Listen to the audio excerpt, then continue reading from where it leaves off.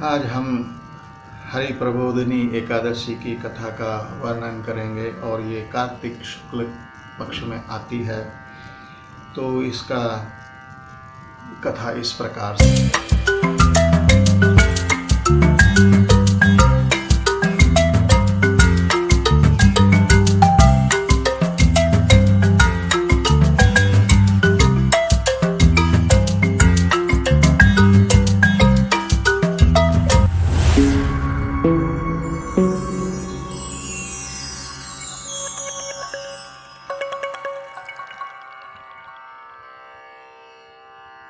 से है कि ब्रह्मा जी बोले, हे मुनि श्रेष्ठ, अब पापों को हरने वाली, पुण्य और मुक्ति देने वाली एकादशी का महात्म्य सुनिए। पृथ्वी पर गंगा की महत्ता और समुद्रों तथा तीर्थों का प्रभाव अभी तक है, जब तक कार्तिक मास की देव प्रबोधिनी एकादशी तिथि नहीं आती। मनुष्य को जो फल 1000 अश्वमेध और 100 राजसूय यज्ञों से मिलता है, वही फल देव प्रबोधिनी एकादशी के व्रत से मिलता है। तब नारद जी ने पूछा कि हे पिता, एक समय भोजन करने और रात्रि को भोजन करने तथा सारे दिन उपवास करने से क्या फल मिलता है, सो आप विस्तार पूर्वक कहिए। ब्रह्मा जी बोले कि हे पुत्र, एक बार भोजन करने से 1 जन्म और रात्रि को भोजन करने से 2 जन्म तथा पूरा दिन उपवास करने से 7 जन्मों के पाप नष्ट हो जाते हैं। जो वस्तु त्रिलोकी में ना मिल सके और दिखाई ना दे, वह हरि प्रबोधिनी एकादशी से प्राप्त हो जाती है। मेरु और मंदरांचल के समान भारी पाप भी नष्ट हो जाते हैं। अनेक जन्म में किए हुए पाप समूह क्षण भर में नष्ट हो जाते हैं। जैसे रुई के भारी ढेर को अग्नि की छोटी सी चिंगारी पल भर में भस्म कर देती है, वैसे ही विधि पूर्वक थोड़ा सा पुण्य कर्म अनंत फल देता है, परंतु विधि रहित चाहे अधिक किया जाए उसका कोई फल प्राप्त नहीं होता है। संध्या न करने वाले नास्तिक, वेद निंदक, धर्मशास्त्र को दूषित करने वाले मूर्ख, दूसरों की स्त्री का अपहरण करने वाले, पाप कर्मों में सदैव लगे रहने वाले, धोखा देने वाले ब्राह्मण अथवा शूद्र पर स्त्री गमन करने वाले तथा ब्राह्मणी से भोग करने वाले, ये सब चांडाल के समान होते हैं। जो विधवा अथवा सधवा ब्राह्मणी से भोग करते हैं, वे अपने कुल को नष्ट कर देते हैं।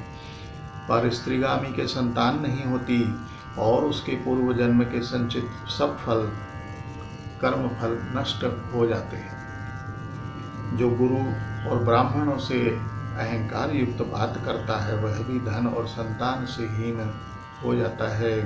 भ्रष्टाचार करने वाला, चांडाली से भोग करने वाला, दुष्ट की सेवा करने वाला और जो नीच मनुष्य की सेवा करते हैं या संगति करते हैं, सब पाप हरि प्रबोधिनी के व्रत से नष्ट हो जाते हैं।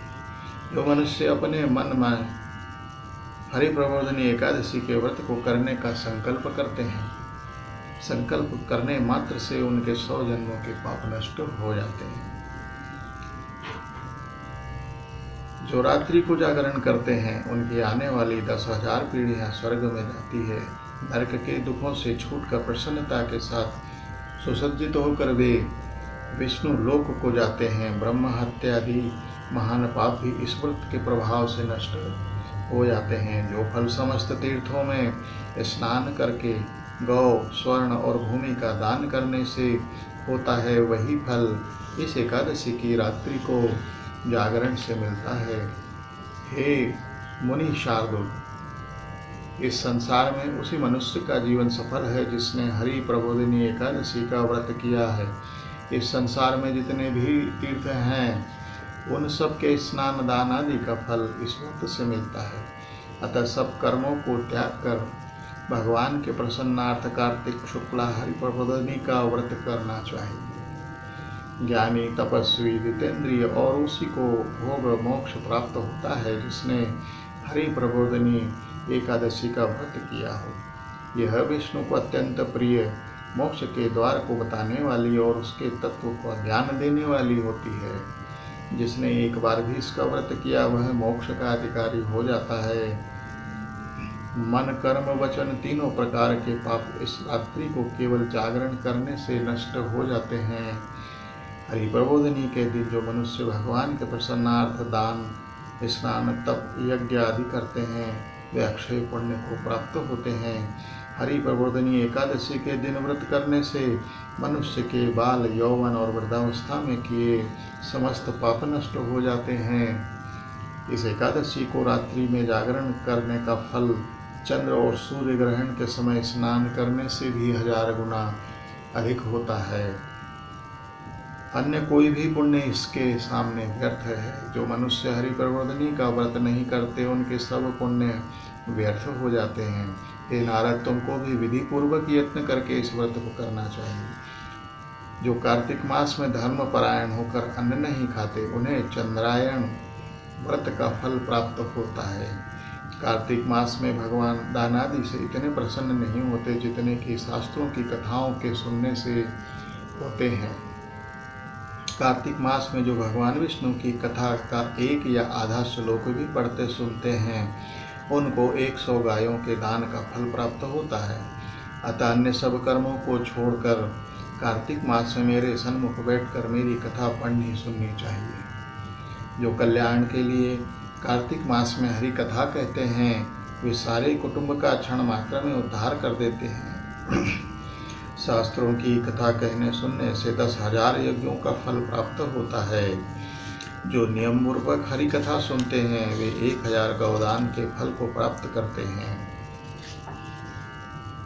जो मनुष्य भगवान की कथा को सुनकर वाचक को अपनी सामर्थ्य के अनुसार दक्षिणा देते हैं उनको सनातन लोक प्राप्त होता है।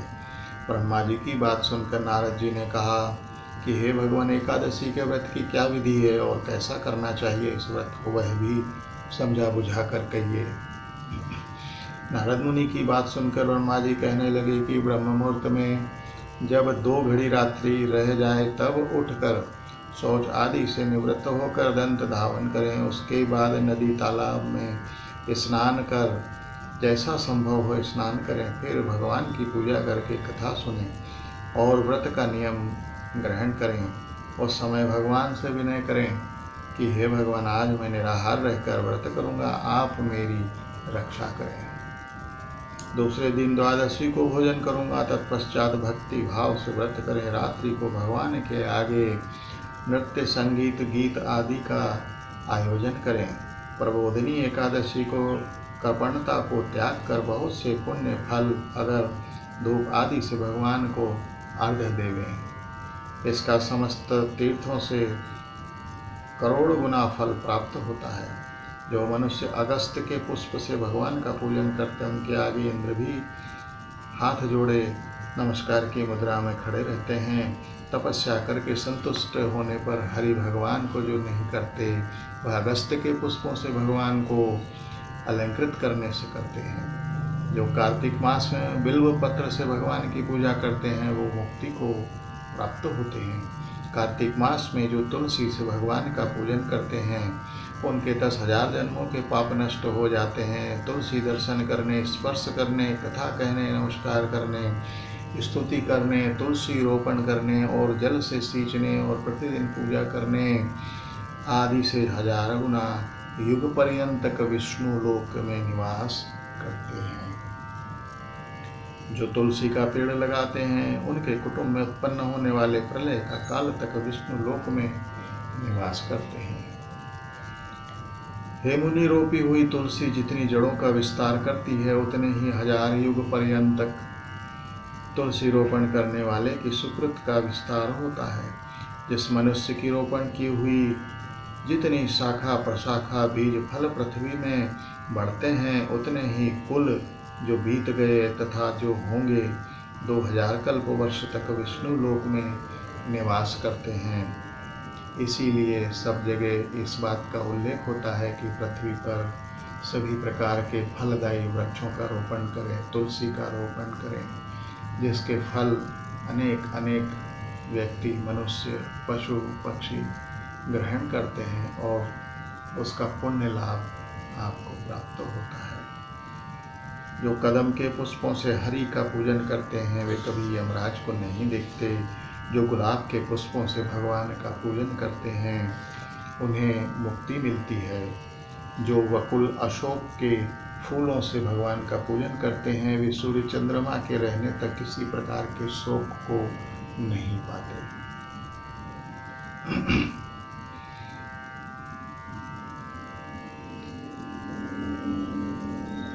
मौन धारण करने वाले ब्राह्मण और ब्राह्मणी को घृत मिठाई का भोजन कराना चाहिए।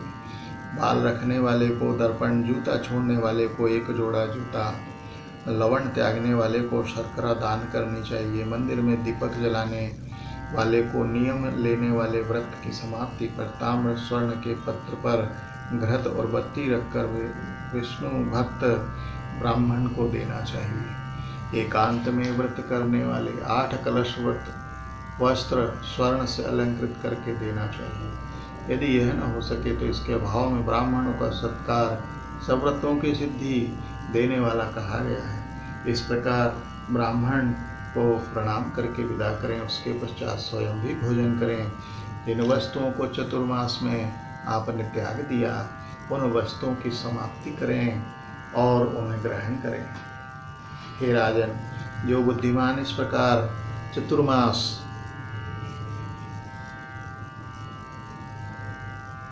व्रत निर्विघ्न समाप्त करते हैं वे कृतकृत्य हो जाते हैं, फिर उनका जन्म नहीं होता और मोक्ष को प्राप्त हो जाते हैं। यदि व्रत भ्रष्ट हो जाए तो व्रत करने वाला उसके दंड का भागी होता है। भगवान कृष्ण कहते हैं कि राजन, जो तुमने पूछा मैंने सब बता दिया। इस कथा को पढ़ने सुनने से 100 गौओं के दान का फल प्राप्त होता है। विष्णु भगवान की जय।